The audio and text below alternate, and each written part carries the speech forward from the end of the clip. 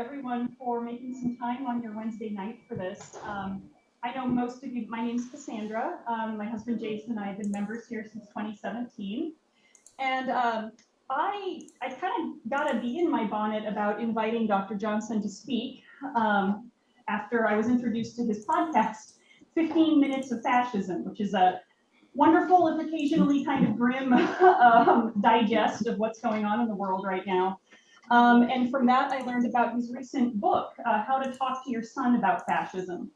I don't personally have kids, but I live in a world that includes children, and I thought that was a really urgently relevant topic that I think pretty much anybody could probably benefit from. So I'll let Dr. Johnson, I guess, introduce himself and kick things off. But thank you, Dr. Johnson, for being here and for your work and for putting it out in the world. And yeah, I look forward to continuing to bully my friends into reading your book. And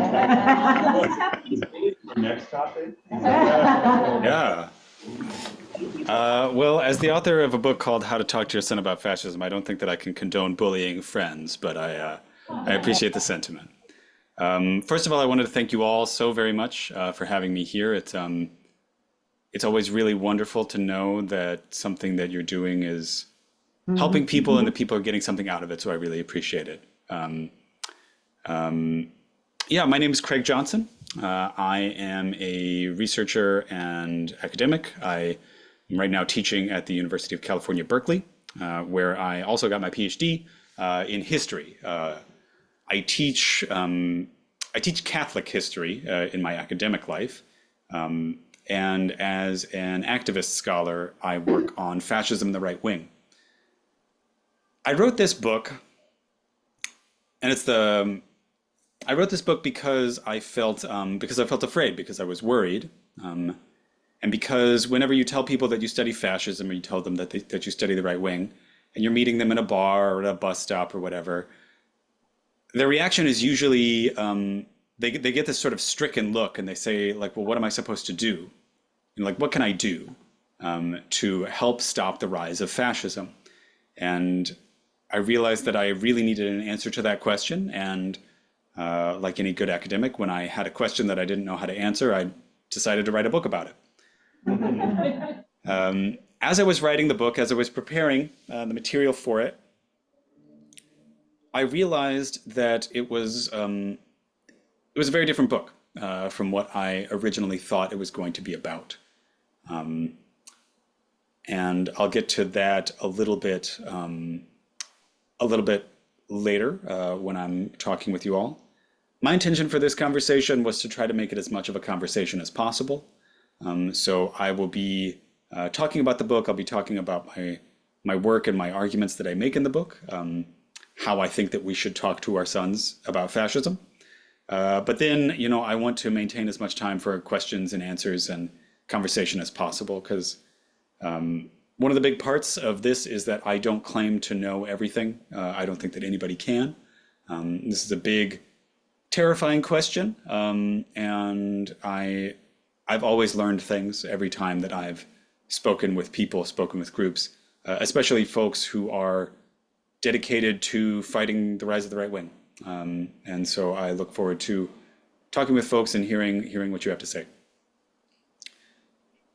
Just going through the book and talking about what it is. The book it's a guide. It's sort of presented as a parenting guide, although it is not necessarily a book for parents. How to Talk to Your Son it's a provocative title, right? My intention there was to grab eyes on the bookshelf. It's really for anybody who has a young person in their life, male, female, non-binary, trans, whatever gender expression they have. And it's not just for parents, it's for educators like myself. It's for people in faith communities like yourselves. It's for people who live on a block where there are kids. It's for people who are in a community. It's for anybody who is worried about these things. The beginning of the book is just a sort of rundown about the history of fascism and where it comes from and how it works. I'll give a short version of that. Lots of times, and I'm sure that over the last couple of years, you've heard the word fascism used a lot more than you probably were used to when you were younger. I know that that's been my experience. I'm in my late 30s, and I'm hearing this word a lot more than I did when I was a kid. lots of times when you hear the word fascism, it's as an insult, right? It's finger pointing, right? And it comes from both the left and the right. You know, Trump calls some of his enemies fascists. People on the Marxist left call their enemies fascist. People called George W. Bush a fascist, right? You know, it was an insult. When you're on the street and yelling at somebody in a counter-protest type capacity, yelling fascist is like, okay, fine, whatever. Like that's okay. I'm not telling you not to do that. But fascism in an academic setting, it means something particular. It means something very specific. Fascism is a political movement, and that means that it is real. It's a real movement. People believe in it. It's a grassroots movement. It is not AstroTurf. People support it. It's a political movement on the right wing. There cannot be a leftist fascism, by definition. Usually it's surrounding the personality of a particular leader. So in Germany's case, this would be Adolf Hitler. In Italy's case, this would be Benito Mussolini. In Spain, it was a person named Rivera, who died relatively young, and so he didn't actually end up leading the movement. But it's usually around a particular leader. Fascism is often white supremacist, but not always. So for example, the Hindutva movement in South Asia, in India, is not a white supremacist movement. It's a Hindu supremacist movement. So fascism is often white supremacist, but not always. It is always nationalist. And it depends on where it is, what the main feature of that nationalism is. In the United States, that's whiteness. Ever since the Civil War, right? The foundation of nationalism, right-wing nationalism, especially in the United States, has been whiteness. In other countries, in other civilizations, in other cultures, it's different. So for example, like I talked about the Hindutva, that's Hindu nationalism. In Brazil, fascism is organized around Catholicism, as opposed to being organized around whiteness, because it's an extremely much more diverse country than the United States is, for example. One thing that fascism always is male supremacist. All fascist movements everywhere have been organized around male supremacy, or the concept of male supremacy, and the belief that women should have deteriorating or few roles in society. Encompassed in that umbrella is also that almost all fascism has been anti-queer, not just in the sense that they don't support queer freedom, but in the sense that they want to kill queer people. This is one of the main features of Nazism that we see.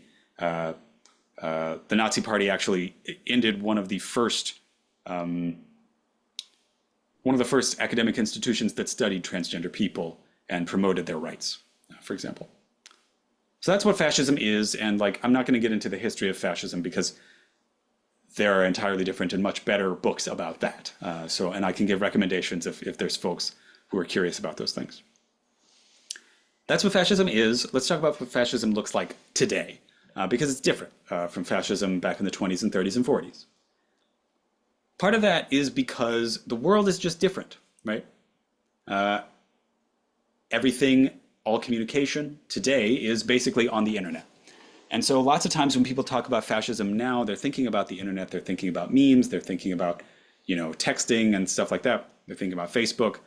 That's just because fascism is a political movement. It uses the most powerful means of communication available to it. That's just like any other movement. That's not special, right? That's the same on the left, that's the same on the right. Fascism used the radio in the 20s, 30s, and 40s because that was the most powerful. Oh.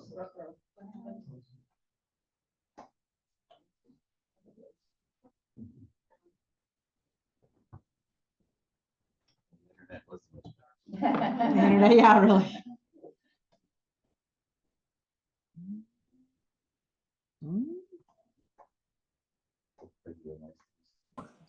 There we go. Whoops. In We the United lost- States, We, or we you got- lost you. We lost you for about 1 minute. Sorry. Oh, okay. Sorry, that's okay. Fascism is not a political party. It is instead organized sort of as a coalition. It is a small group of people who are galvanizing and trying to radicalize a bunch of other people. One way to think about this is to think about the right wing like an umbrella. You think about right? There are people who are motivated primarily by racial justice. There are people who are motivated primarily by queer rights. There are people who are primarily motivated by sort of liberal or left-leaning Christian values. There are people who are primarily motivated by class politics, right? There's this big tent, right? You got to think about the right wing the same way. And usually we don't, but we got to think about the right wing the same way. Who's in the right wing coalition today? Who is in Donald Trump's coalition? There's a couple big groups. There's techno-libertarians, people like Elon Musk and whatever, right? They want few laws. They want to import skilled labor from the rest of the world, and they want little government oversight. There are the traditional conservatives, right? We got the W. Bush coalition, the Romney Republicans, right? These are people who think about themselves as being the party of Reagan. The other big group in the right wing today, and this is Donald Trump's big innovation, is that he brought in actual fascists, like real Nazis, are in the party now. Most of those people are young, as opposed to most of them being old. This is also the big change that we're seeing in fascism today. For most of the 20th century, fascism was a movement of old men, right? It's like old guys in Ku Klux Klan hats and old skinheads and stuff like that. That's not the case now. Instead, fascism is a movement of the youth. It is organizing heavily among Gen Z and Gen Alpha. So these are people basically 25 and under. And it is organizing them where they live, which is online. Again, that's not unusual. That's where political organizing happens because that's where the people are, right? So those are some of the things that make fascism different from the way that it was in the past. Let's talk about how fascism actually does this organizing, what they actually do. We have receipts, and by receipts I mean like archived posts, images, like text threads, all that stuff. We have this material proving what the right wing is doing and why they're doing it and how. There are particular online influencers, and I'm not going to name their names because frankly, because I don't think that you should look at them because they're pretty creepy and gross. No, I mean, like, sincerely, they're quite bad. And back in the late 2000s, so back a couple internet cultures ago, basically pre-cell phone, they're saying, we got to go after the 10-year-olds. We got to get the 10-year-olds on our side. How do we do that?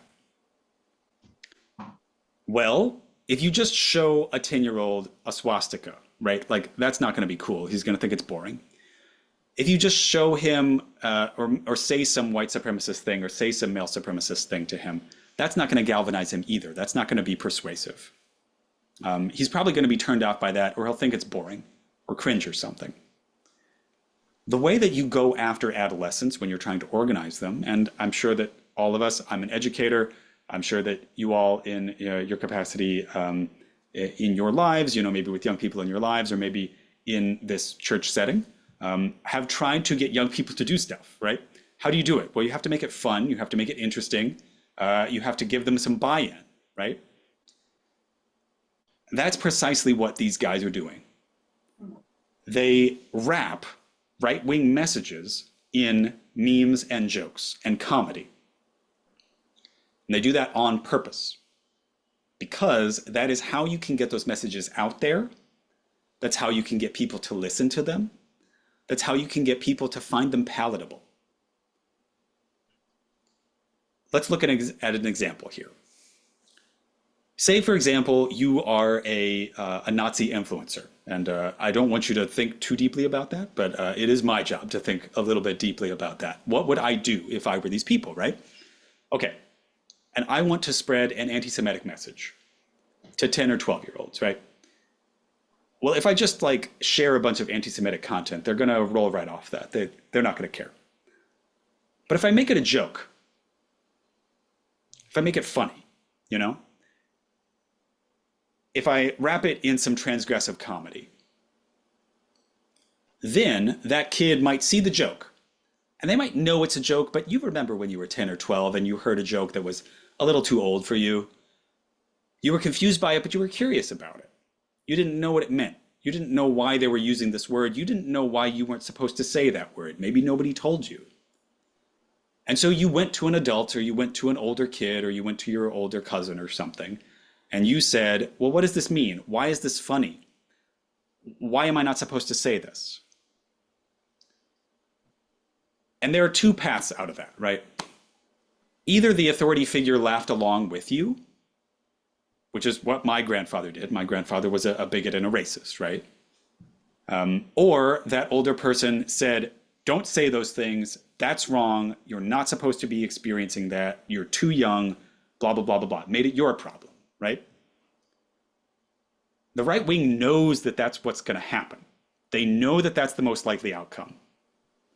And they're doing that on purpose. Because now the kid feels attacked. All I did was share a meme. All I did was share a joke. I didn't even know what it was. Now, all of a sudden, in one stroke, they have made themselves the friend and the authority figure the enemy. They do that often enough. They do that repeatedly, sharing more memes, sharing more jokes, getting the kids to experience more and more of it. And you create that inside-outside feeling that it's so important for political organizing. The more and more the kid laughs, the more and more the kid finds it funny, the more and more they start to identify with this community as opposed to the community that shuns this material. Maybe it's their household, maybe it's their school, maybe it's their church, maybe it's some other house of worship, whatever it is. The more they feel at home in that community that, you know, isn't yelling at them, that's laughing along with them, that's having fun with them. The right wing does this on purpose. Humor, comedy, what they consider to be funny. I don't think it's funny, of course, but that's the point, right? The more they use this tool, the more they draw kids in. But humor isn't the only way that they do this. They do it with a lot of other tools and a lot of other social engineering mechanisms. A good example of this, one that I use all the time when I talk to people about this stuff, is let's imagine you know a young person, and maybe they're a little older, maybe they're 15, maybe they're 17. And you look over their shoulder and you see on their phone that they're watching a fitness influencer. You know, some big buff guy, and he's teaching them how to deadlift, you know, which is a particular movement in bodybuilding. That's innocuous, right? Right? This kid has a sport that they like, and it's a healthy sport, and they're looking up good technique to not hurt themselves and to do it more effectively. That's good. And if it ends there, yeah, it's good. But that's not how the internet works. The algorithm of YouTube, of TikTok, of whatever platform it is that the kid is using, the algorithm says, okay, well, I find you. Okay, so you like that content. I'm going to show you some more. Most of these fitness influencers are just like buff guys, right? You know, they're just trying to show people their muscles, right? But a lot of them are part of other political movements as well. Let's say that the algorithm knows, because it does know, it knows that this is a 17-year-old boy watching this video, and it says like, okay, well, why is this kid watching videos about how to get buff? Well, it's probably because he wants to date people. He wants to look good.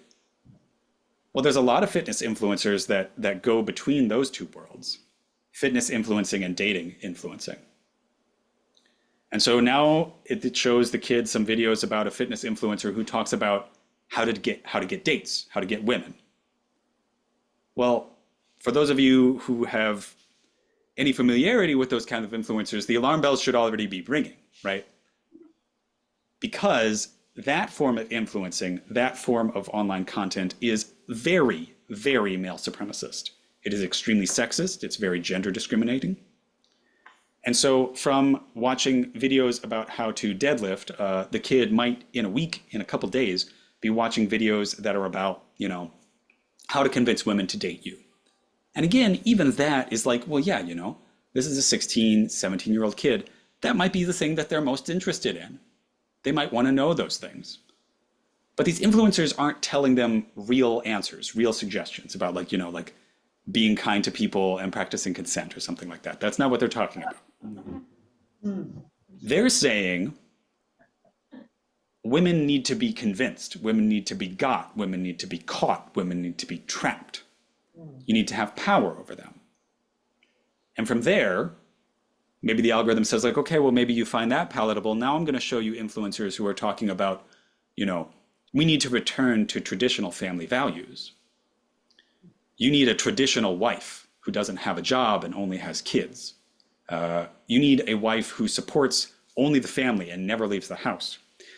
You need to return to a situation where the man is in charge of everything.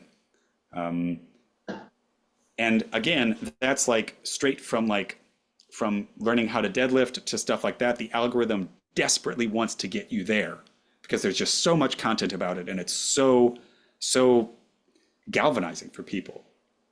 And there are so many examples of this. If your kid is interested in car culture, there's easy, direct paths to there. One of the biggest ones is video games. Video games are a hobby like anything else. It's like movies, right? You know, it's movies and books, it's art. I have no problem with video games themselves. The problem is the culture around them.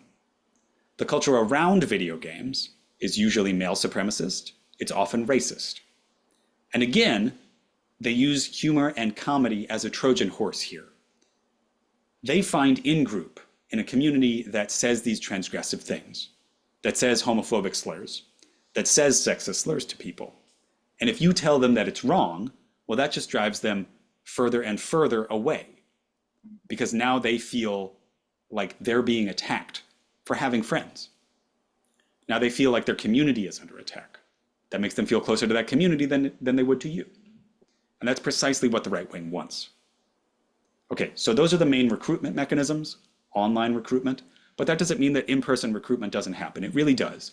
Most of that happens on college campuses these days through organizations like, for example, the late Charlie Kirk's TPUSA, one of the largest organizations mobilizing the right wing on college campuses right now. Why are they mobilizing these people? What do they want them to do? The right wing needs young men because it needs them to do dirty work. It needs them to go out and do violent acts. You know, these old guys doing the galvanizing, you know, the Steve Bannons of the world, they are not going out brandishing baseball bats and guns, right? They're standing at a podium telling other people to go do it, you know? That's what the right wing wants. It wants young men to go out and do dirty work. Some of that dirty work is physical violence. It's baseball bats and clubs and guns and fists. Other parts of it are the dirty work that's happening inside the United States government, for example. DOGE, for example, the Department of Government Efficiency, right? Who do you think staffs that? It's young guys, 22 to 30, who were those 10-year-olds back in the early 2000s, right? It worked. You know, the system worked. It's those kids who got 15 years ago, that's them in the government right now. And this conveyor belt is only expanding. It's only getting more and more and more young people. The reason that I wrote this book about young men specifically, because I haven't talked about that quite specifically yet, is that the right wing, like I said, is inherently male supremacist. It supports what it considers to be the rights of men, by which it means not like the rights of man and citizen like in the French Revolution. They mean like the rights of men over women and over trans people and over gender nonconforming people. They mean that they think that society should be dominated by men and masculine values, by which they mean violence and power. They also mean capitalism in this present day, although fascism has not always been synonymous with capitalism. Back in the 20s and 30s, some of fascists were pretty critical of capitalism and its functions. That's not the case today anymore, at all. So that's how the right wing recruits young men. That's why it recruits young men.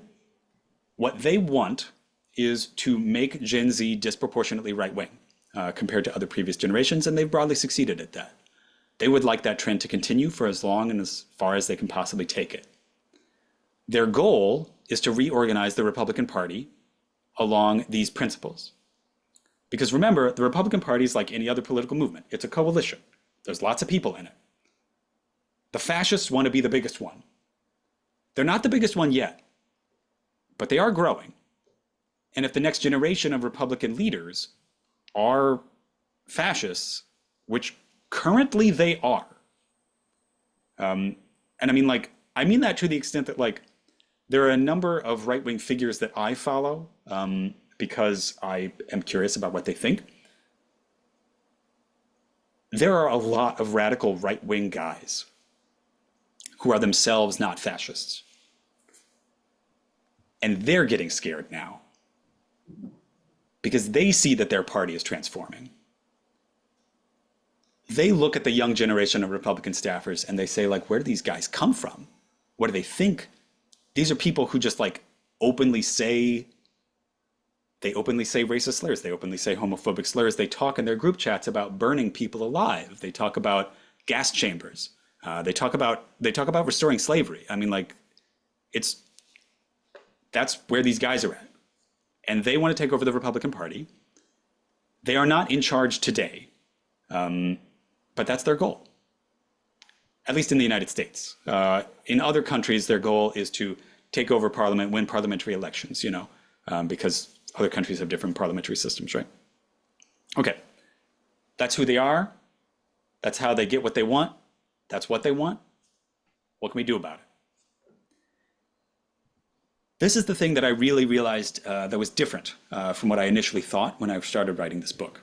When I started writing this book, I was prepared for the answer about what to do about it to be confrontational, because that's how you confront fascists when they're in the street. If you're seeing a counter protest and, like, Nazis are coming at you, the thing to do is not to be kind and deferential to them. You have to scream at them. You have to hold public space because they'll take it from you, and they will not give it back. You have to meet them at their game when it comes to the public sphere, unfortunately. But that's the big difference. Most other books, most other accounts, most other suggestions about how to fight fascism are about how to do it in public. How you do it on Twitter, how you do it in the street, how you do it at the ballot box. But fighting fascism in private, in your community, in your home, in your school, in your neighborhood, in your church, or in other faith communities, is very, very different. Again, think about those examples about how young people would respond to being criticized for using a slur or for sharing a joke.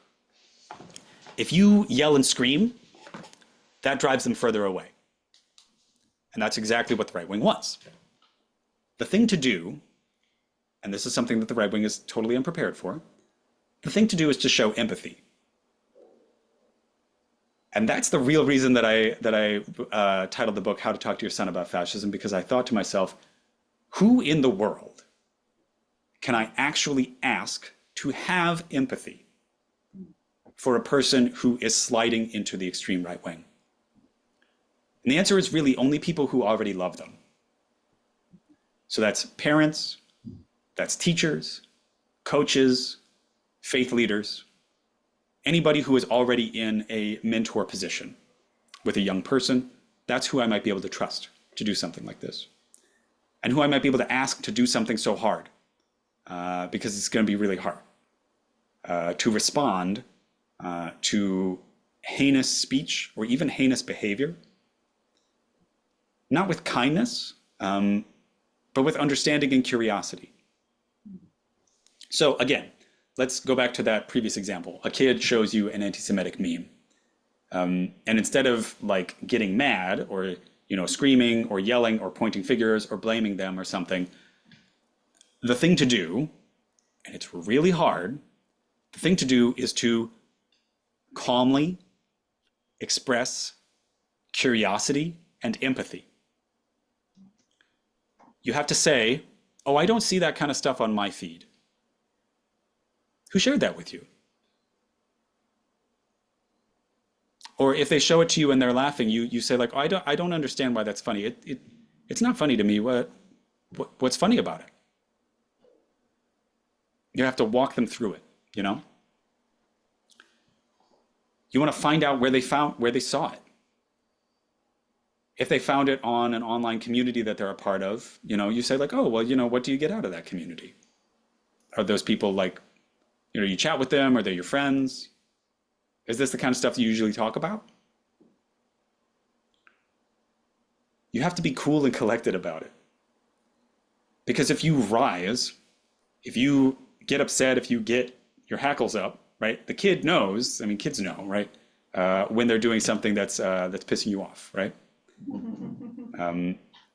They know when they're doing something they're not supposed to do. And that makes it more exciting. Make it boring. That's the first line of defense. If it stays boring, then the kid might just be like, yeah, whatever, who cares? It's not that exciting. But let's say that doesn't work, because it might not. And the kid gets more and more interested in other content like this. That's the time when you have to flex some other muscles.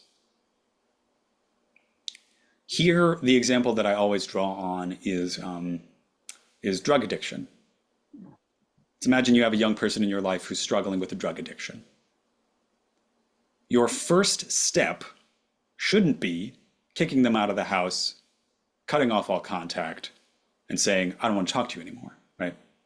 Your first step is, how did this happen to you? What hole in your soul is being filled by this community, by this activity? What's wrong? How can I help? And again, this is only something you should do to somebody that you love. If you're dealing with somebody that you don't know, like I can't ask you to extend this all the time. That's impossible, right?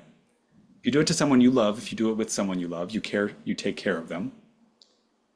You say like, hey, we can get out of this. You're scaring me, I'm scared, but we can work through this together.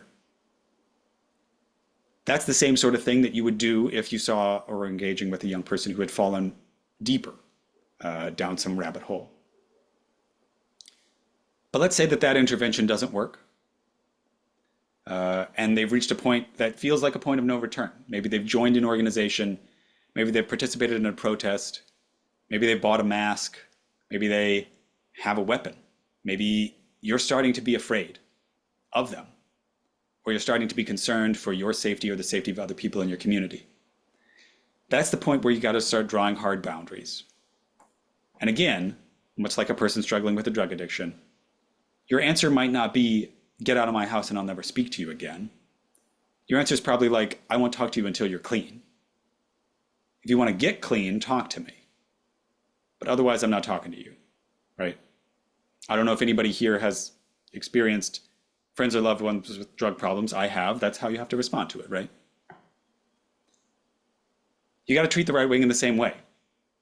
If they're being a danger to themselves or to you or to your community, that's when you got to draw boundaries. You have to say, you can't be in my community now. Maybe you can earn your way back, but you can't be here now. Because once they are threatening other people or you, that's the point at which you have to unfortunately cut some losses and say like, I can't do this anymore. This can't be what my life is about, saving this person. Ultimately, it's that kind of radical and really terrifying empathy that is the only way to get somebody out of the right wing when it comes to these recruitment mechanisms. Again, this is because the right wing intentionally tries to cut people off from their other communities and other social support networks. And if you contribute to that, you are falling into a trap that they set back in the Bush era. And it's something that you want to try to avoid. And again, obviously, you can't be perfect about this all the time. You might get mad. You might yell. You might have a really heated conversation about some of this stuff. That's understandable. It's really disgusting, a lot of it. But practicing empathy is really, it's a kind of battle that they are not familiar with. They do not have a script for this one. They are not preparing. They're recruits for this. They don't know how to handle it. And ultimately, that is the way to handle fascism in in your private home or in your community, is with that kind of radical empathy. I conclude the book. The last chapter is called Fighting Fascism Together. And it is about how to work inside of your community, how to work together with people in order to organize around it. There are all sorts of ways, and it really depends on what you're prepared to do and what risks you're willing to take. You know, there's going to protests. If you don't want to go to a protest, help somebody else who does want to go. Take care of their pets, take care of their loved ones, take care of their kids. Donate to bailout funds. Usually protests have bail funds to help people get out of jail. This isn't something that was happening when I was writing the book, but now, of course, there are ICE disappearances happening all over the country, helping people out of that, helping document it. Trying to stop it is an important way to help fight fascism in the United States, for sure. Other ways that you can definitely do are to donate money to political candidates that you support who are opposed to fascism. Showing up to vote for those candidates, volunteering on their campaigns is another important way. And another big one is to, what I like to say is, you know, you can't give people a pass anymore. I remember when I was a kid, and I'm not trying to throw my parents under the bus here, they were doing their best, but when I was a kid, I had a grandfather that I spoke about a little earlier. This guy was a racist. He voted for, he voted for George Wallace twice, for those of you who remember George Wallace. He was a terrible, terrible racist bigot.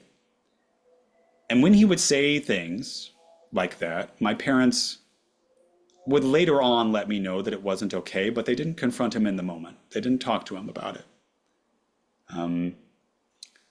Especially when young people are around, you can't do that anymore.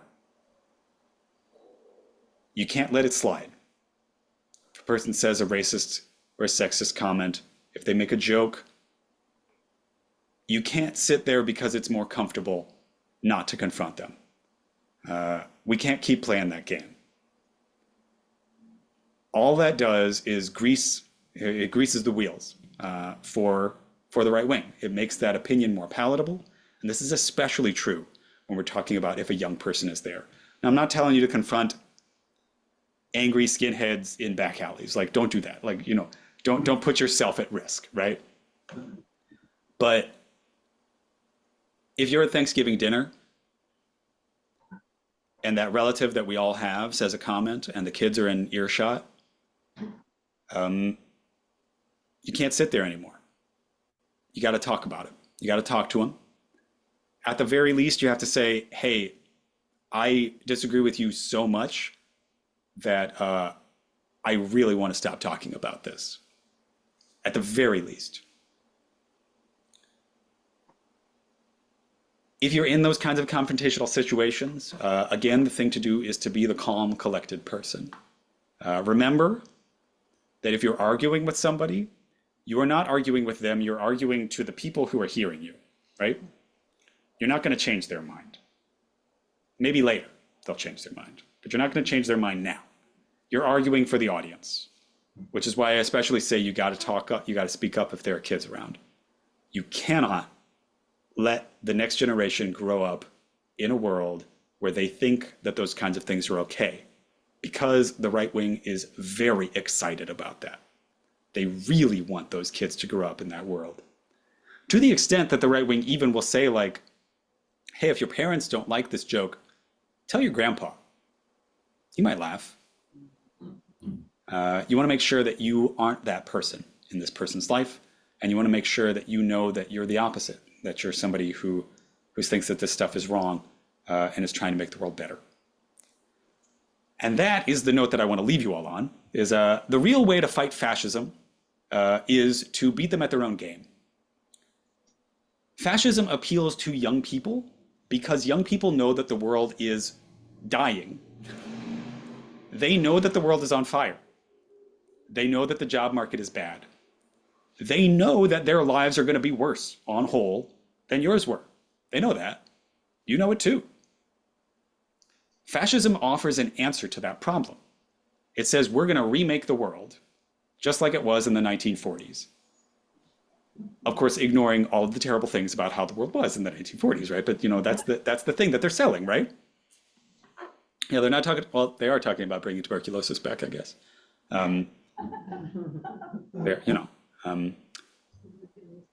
They're selling something. They're selling a future. And the real way to fight fascism is to offer a different, better future.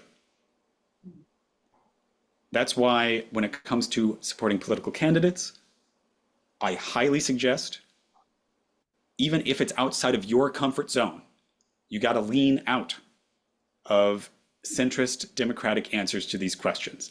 That is how we got here, is by staying the course and defending the status quo. The status quo is not working for most people, and especially for young people. And as long as that is the case, the right wing will offer them easier answers. There needs to be an alternative answer. There needs to be an alternative answer. Whether you call it socialism or democratic socialism or whatever. There needs to be a different, better world offered to young people. Because unless there isn't, the answers that they will see ahead of them are more of the same, which they know isn't working, or this fascism stuff. And some of them will be excited by it. All right, I think that's probably enough to talk at you all. I am a university professor, so I'm fully prepared to. Oh, thank you. I had to stop myself because as a university professor, I can definitely talk for several hours. I love it. So I guess at this point, my hope is that anybody who's got questions or thoughts or things that they want to raise, I don't know how that would work with the system that you all got.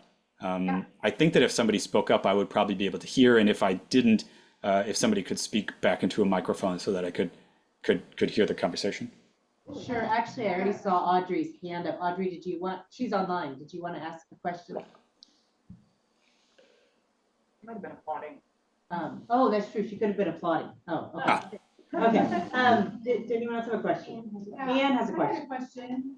How do we get someone to write better algorithms so that when a kid is looking at deadlifting, he finds an empathetic, mentor instead of a fascist mentor? How do we change the algorithms? That's a really good question. So some of those things are changing, or at least they were prior to 2024. A lot of tech companies and tech organizations prior to 2024 did have teams that were working on these things and trying to transform algorithms to be less radicalizing.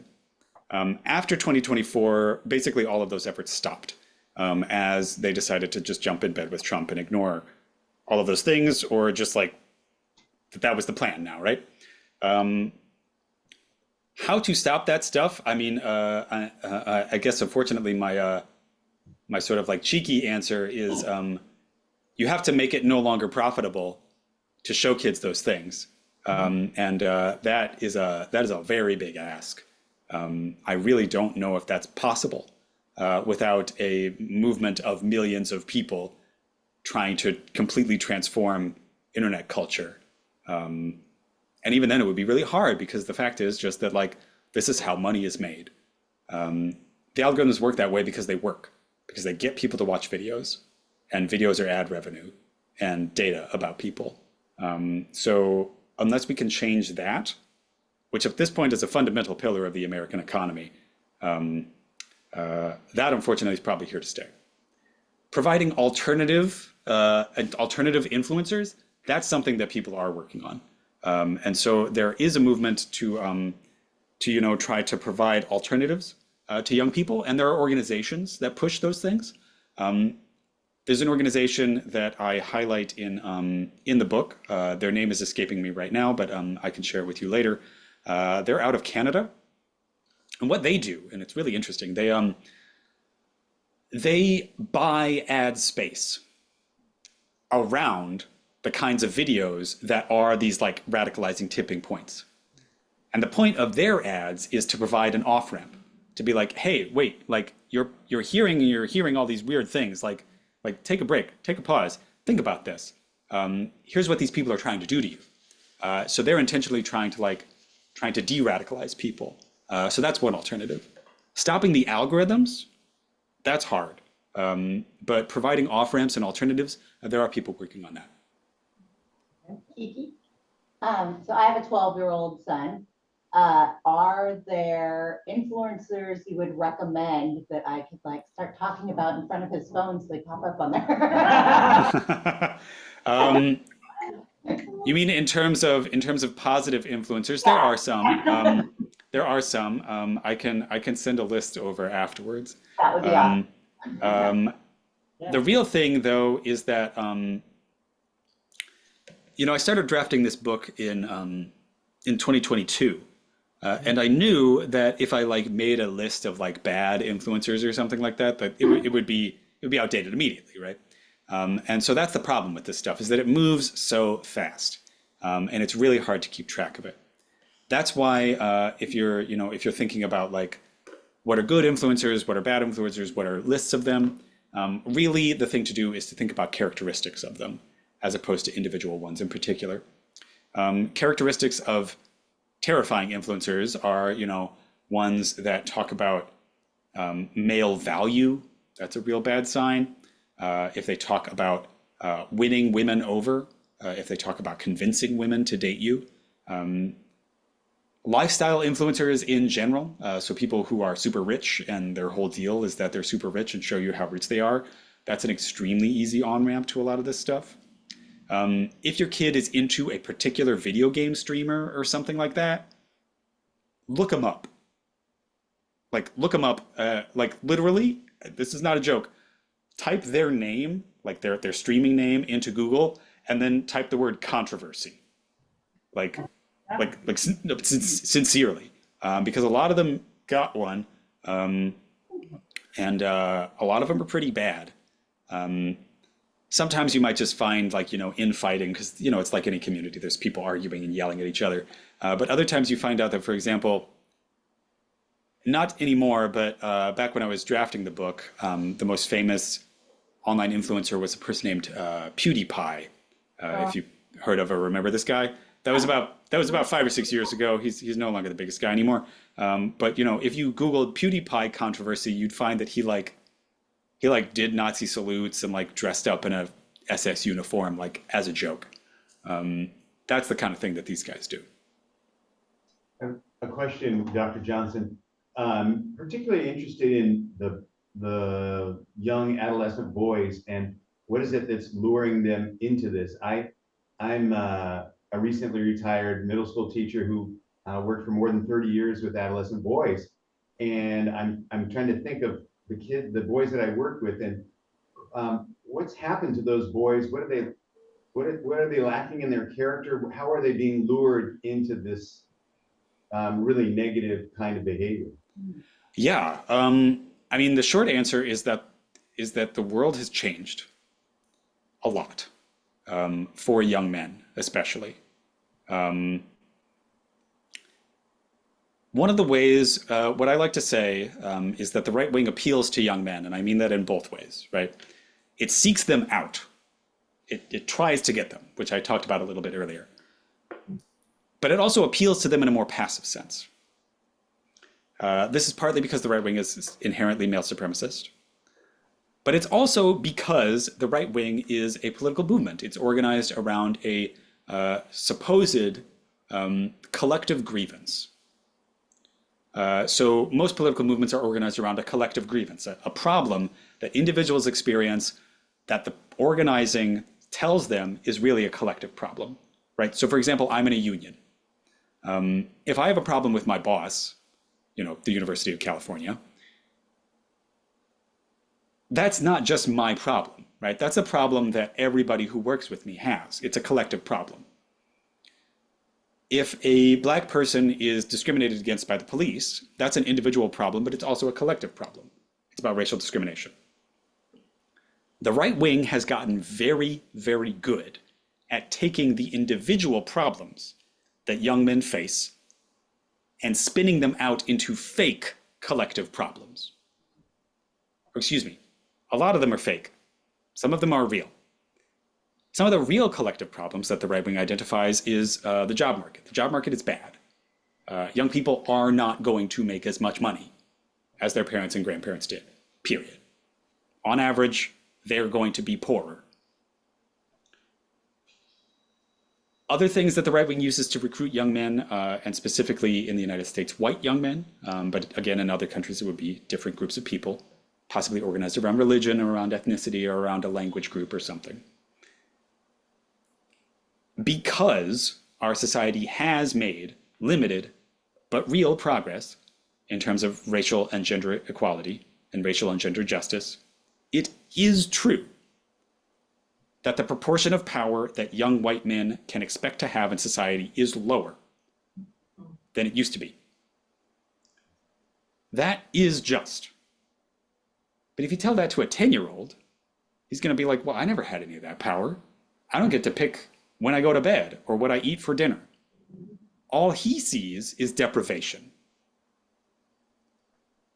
All he sees is a reduction of privilege. To him, looks like a loss of rights. And that's what the young men are hearing from the right wing. The right wing is telling them, you're going to be less powerful than your dad was and your grandpa was. And they're telling you you should like it. And that is a hard message to argue against when you're talking to an adolescent, and especially an adolescent boy. The fact that the economy in the world is worse, that's a real problem. The right wing has a bad answer to it. Spinning a reduction in privilege into a reduction in rights, that is a false way of thinking about a historical change that the right wing uses to recruit young men. The other big thing that the right wing uses to recruit young men, this one is the fake. Specifically, the right wing talks about feminism.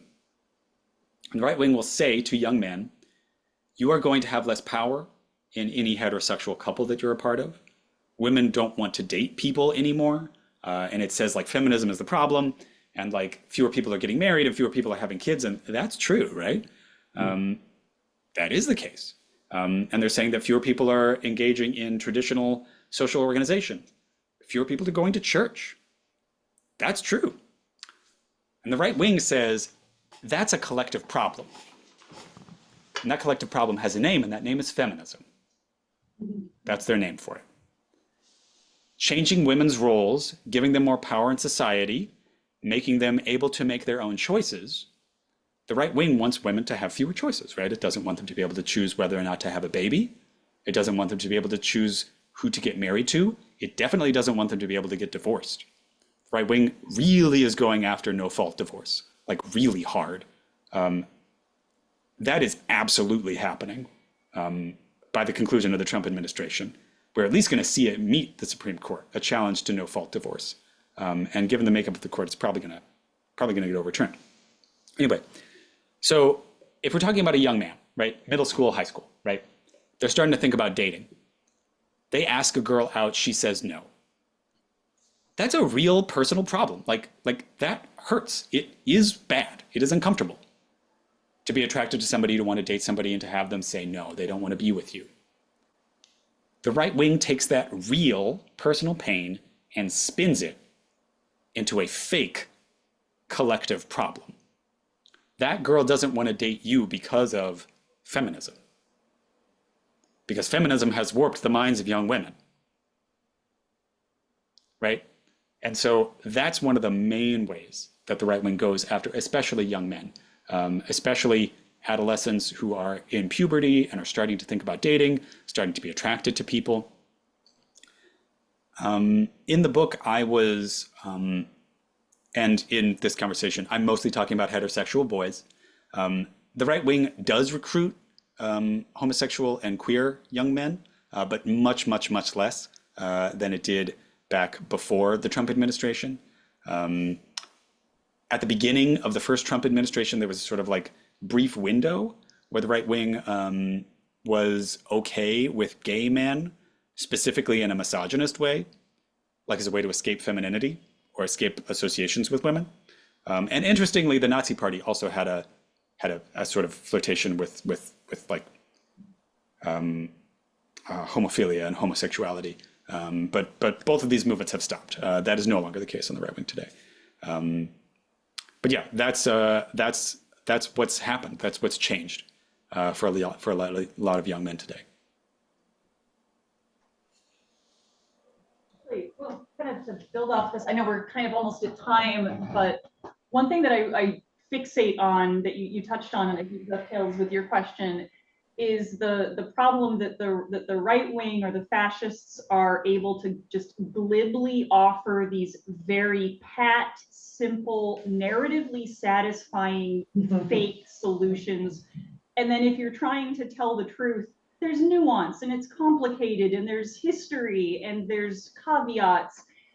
I would be so interested in any commentary you have on, like, how do you tell a story when you're not trying to lie to young people? Yeah. This is one that I struggle with real hard, to be honest. This is ultimately a question about propaganda, right? Today, propaganda always means bad, right? When you hear the word propaganda, it sounds bad, right? When the word was originally conceived in the early 20th century, it wasn't. It just meant political messaging.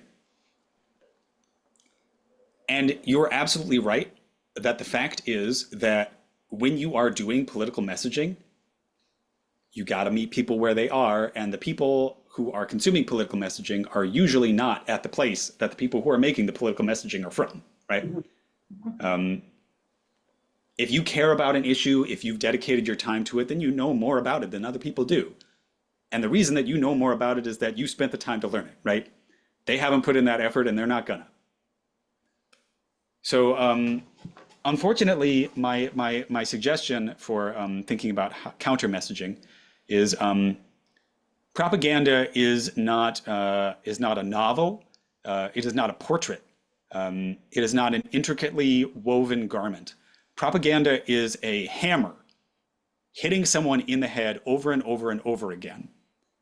Like, you have to repeat a simple message again and again and again and again until you are sick of it and you think that everybody in the world knows about it, but they don't. Think about, for example, the electoral campaign of Zoran Mamdani, right? Mamdani had a very nuanced political platform. What did he want people to hear? He wanted people to hear free buses, cheaper rent. Right? Yeah. That's what he wants people to hear. That's what they walked away with. That's why he won. You can have all the policy platforms and talk about, like, transforming marginal tax rates and, like, Tobin taxes and whatever, and, like, people don't care, right? They want to hear something simple because that's just how it works. That's the case for adults. That's the case for young people too. How to talk to them without lying to them is the tough part. You have to create a simple message. So for example, if you're countering fascist messaging, the way to do it is to say, like, hey, like, remember, those guys lost. They're dead. They died. We beat them. They lost. They're losers. The world that you grew up in is the world that was made by the winners, the people who beat those guys. We won. And we won because we're better. We're more equal, we're kinder, we're gentler, and that is actually how you win. The stuff they're telling you about how to be cruel and how to be mean, and that's how you get power, that's the lie. That's wrong. That's something somebody's selling you because they want to have power over you. You know, that's the kind of thing that you have to approach them with. And then, you know, like, if they want to have a deeper conversation, you can talk about marginal tax rates or whatever. But most of the time, it's going to stop there. You know, it's going to be about the power of empathy over cruelty, which is real. And I know that I don't have to tell a church group that. I know that you all know that. All right. Well, Oh, Mine? It was just pretty similar to what was already mentioned, but I'm a younger person and I have friends and acquaintances and whatnot who are kind of right leaning and whatnot. And I find it very difficult often to talk to them without alienating them or confusing them about politics, because it's something that I'm more passionate about. But it's often when I talk to someone and I say, well, this is what I believe. I want to come to them in a way that is not hostile to what they think, but like welcoming. If you have any tips for that, to like get people over with kindness. Yeah. You're right that that's the tough part. That's the hard part. The real tips are, you got to think about if this is somebody that you care about, it's a friend, it's a neighbor, it's a coworker or whatever. Think about them as somebody who's been got, you know. This is somebody who's been taken in by a scam. This is somebody who's been hurt. This is somebody who probably is hurting, and that's why this stuff appeals to them, right? Because it doesn't just appeal to people out of nowhere who are doing great.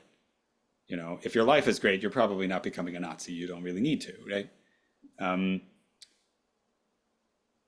The way to do it is to, you express curiosity, you express empathy, you hold your own, you don't give them an inch, you don't say like, oh yeah, huh, yeah, you don't do that. Instead you say like, oh yeah, like I don't really hear that stuff. I don't really agree with that stuff. Can you tell me where it's coming from for you, If you hear somebody share an anti-Semitic comment or an anti-Semitic conspiracy theory, you say like, oh, well, yeah, I don't really believe that. I don't think that there's really evidence for any of that. Can you talk to me about where you got it from? And if they turn out to be the sort of person who doesn't trust, sources other than the ones that have been fed to them, talk to them about that. Why do you believe those sources? What's appealing to them about that? How to not alienate people is really, it's a long battle. You have to make sure that you walk away from every conversation with them feeling that you care about them. You're not trying to score points here. This is not speech and debate club. There's no judge. Instead, your job is to have them come away from the conversation thinking, this guy cares about me. This guy's curious about me. He wants to help me. And that's probably the thing that would draw them out more than arguing with them, more than giving them any comments or giving them any, lists of evidence, right? In the book and in other sources, we see over and over again testimony of people who left the right wing, people who got taken in and left, and every single time their answer for how they got out is that a loved one stretched out a hand, basically, kept inviting them to Thanksgiving and said like, hey, you can't talk about that crap, but as long as you don't, you can sit here. A loved one got them a job outside of the movement. A loved one was the last line of communication to the outside world. You have to be that. And it takes a long time. It takes a lot of work. And also nobody will ever thank you for it.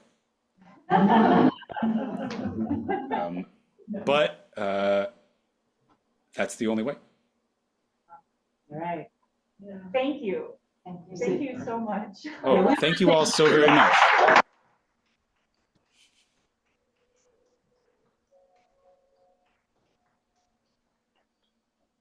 Thank you so much.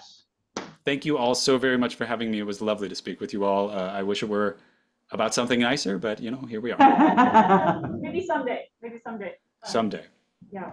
All right. We'll really appreciate it. Have a lovely evening and Thank you so much. You too. thank you. All right. Take care.